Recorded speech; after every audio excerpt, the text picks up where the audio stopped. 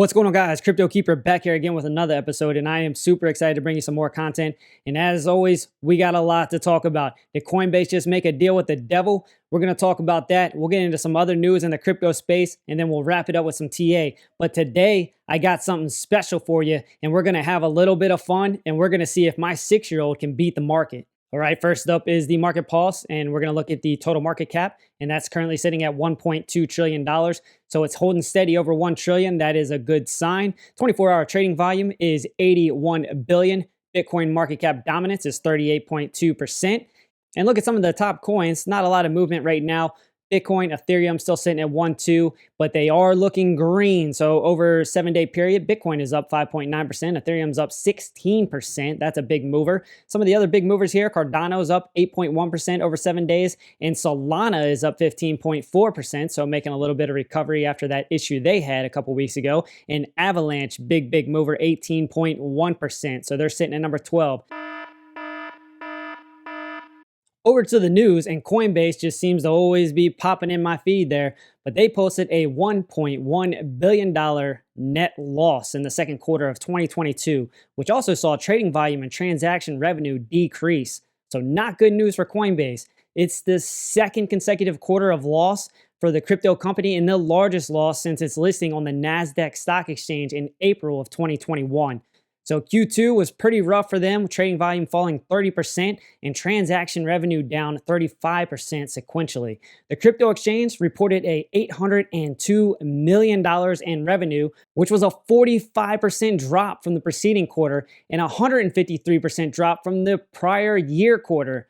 Its net loss, which amounted to $1.1 billion, was mainly driven by $446 million in non-cash impairment charges caused by lower crypto asset prices in Q2. Now that's the bad news for Coinbase.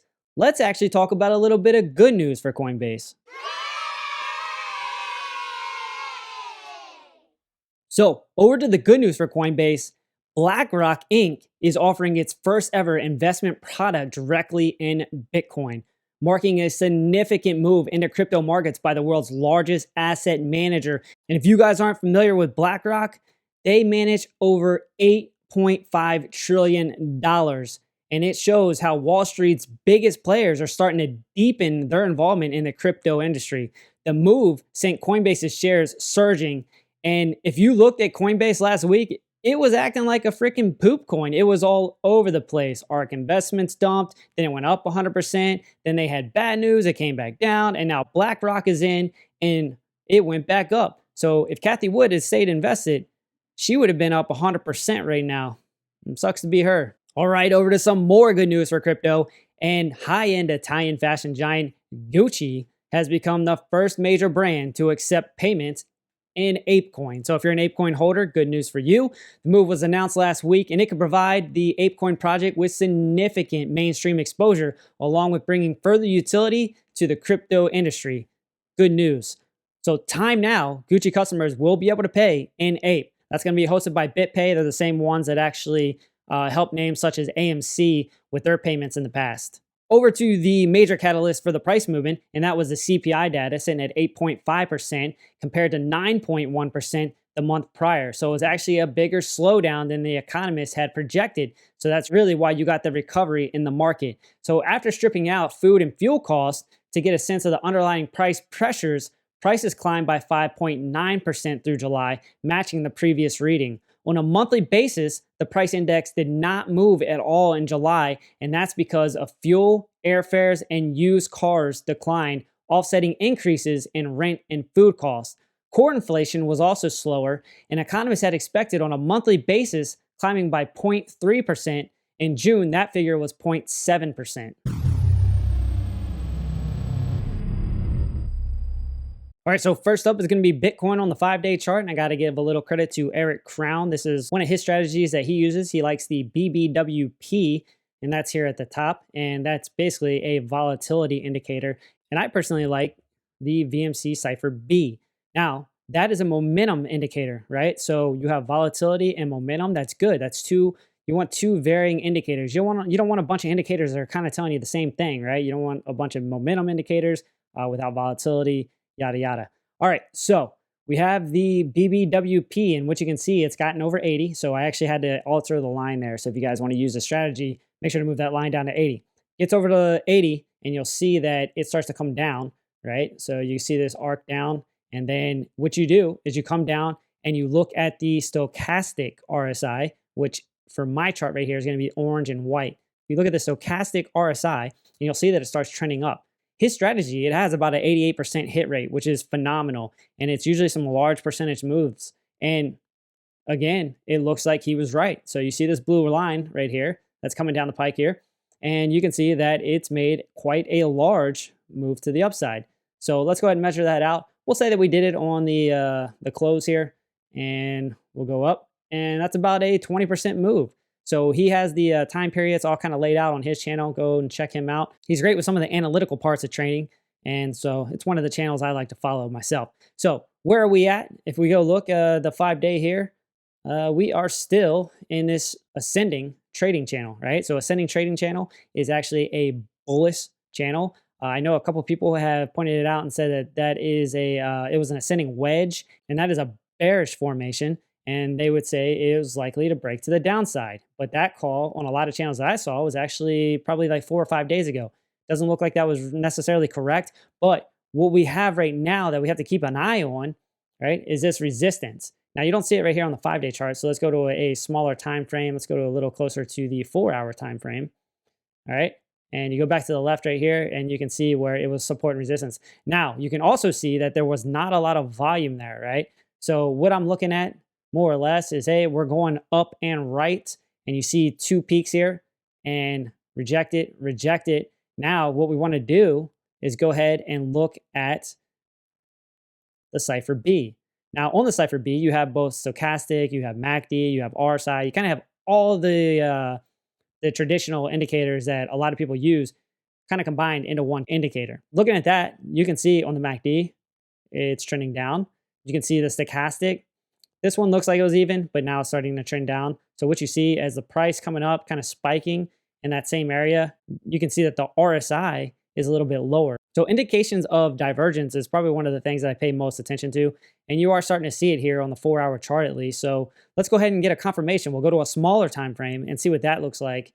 So go ahead and pull up the 2-hour.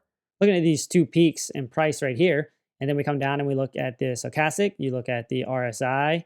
And then you look at the MACD. So it's trending down ever so slightly. I wouldn't say that this is a very strong indication, but nonetheless, I would say that the price would be more likely to go down vice up, just personally, all right? Because right now, I think that we're at 25,000, I'd say is a pretty strong area of resistance.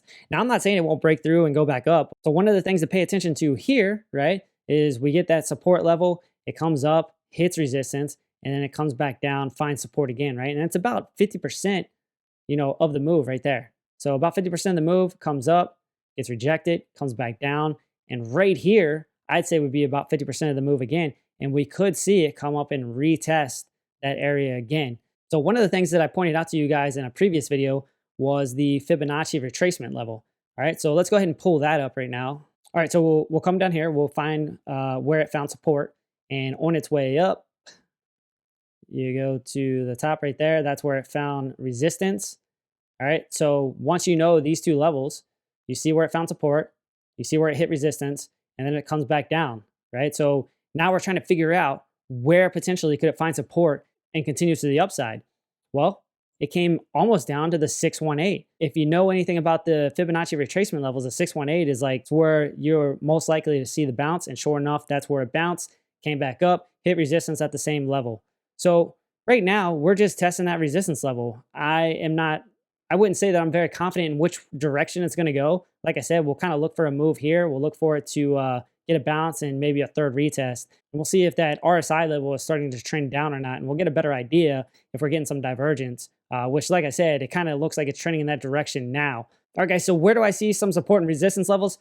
Obviously, 25,000 is probably your resistance level right now on the top end. And then you can look at these Fibonacci retracement levels or around about, and you can see that at about 23.6 there, that's going to be a support level. And then if you come down a little bit further to the one there, and that's going to be about 22.6, you should find some support there as well. So another thing you can look for is on the moving averages, and you can see that it had an interaction there with the 100-day moving average, which coincided with the 618. Again, that's one of the times that you'll see some confluence between two different things that you're seeing on the chart. All right, so that's a quick look at Bitcoin. Let's go ahead and get over to Ethereum because I know a lot of people are excited about that.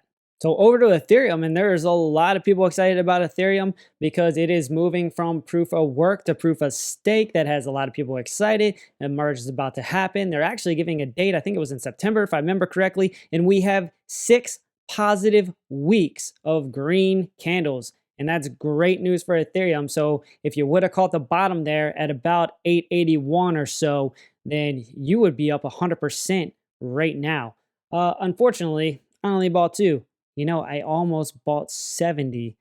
I am kicking myself in the butt right now, but that's okay. So moving on, let's go ahead and break this down to a smaller time frame so you can get a little bit better look at the charts here. Let's go ahead and go to the 4-hour chart. So looking at the 4-hour chart, you can see when it came down about that $1,000 price point, it actually formed a W formation, right? So you had this up, came down, hit the support, resistance, and it never looked back.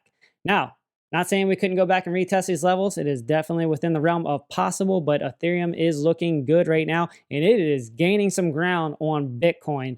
So a lot of people are starting to bring up the whole flipping thing again. That's starting to be some big talk. And that's actually, for me, when I start thinking about it, I'm like, people are starting to get a little bit bullish again. So could be some good news. We'll see. Now, Ethereum, I think I talked about in the last video, was actually, there was a bull flag that I pointed out, and sure enough, it played out. So that's good news. And now we are up at what I see as major resistance for Ethereum. So I do believe there's probably going to be a rejection here. But what I'm going to do now is going to be the fun part. And I'm going to let my daughter make a choice. I'm going to make a $100 trade, and I'm going to show you guys that for proof. But next week, we'll go ahead and take a look back if she made the right call. So I'm going to give her an option. I'm going to let her go long, or I'm going to let her go short, and I'm going to let that thing ride out till the next video. So let's go ahead and do this. All right, ladies and gentlemen, we are back, and I got the market beater herself, and I'm going to give her the option to go long or to go short, and we're going to make that play. And like I said, I'm going to let that thing ride out. All right, baby, so this is the chart. I want you to look at it and make a choice. Are you going to go long, or are you going to go short? Short. Short is the call. Let's go ahead and see how that plays out. All right, so back to Ethereum on the 4-hour chart, and you can see that stochastic is starting to bend down. RSI, it's starting to bend down just a little bit. It is still above 50, which means we are in the bullish control zone, at least on the 4-hour chart. But we are at a major point of resistance here around $2,000, and I do expect that it's probably going to get rejected initially. One of the things you can look at too down here is the volume. It is kind of going pretty horizontal, and there's really has been a lot of momentum around Ethereum. So I can't say that this rally is done because it might not be, but there is, like I said, be careful. This is not the point that I would go long right here at $2,000. I would wait to see how it interacts with that $2,000 price point. Okay, so if it breaks through 2,000, it's probably going to break through with confidence. I don't even know if it'll come back and retest it because that's how hard that Ethereum's been pushing up. But usually that's my play that I like to make personally. If it goes up, it breaks a major resistance level, comes back down, tests as support. That's kind of my confirmation for continuation to the upside. All right, guys, as always, thank you for watching this video all the way until the end. And if you enjoyed the content and had fun with this one like I did, go ahead and give me a like and subscribe. Leave me some comments down below if you want to see something else. I will gladly incorporate it into the next video. And follow me on Twitter, CryptoKeeper_8. And with that, you guys have a great weekend.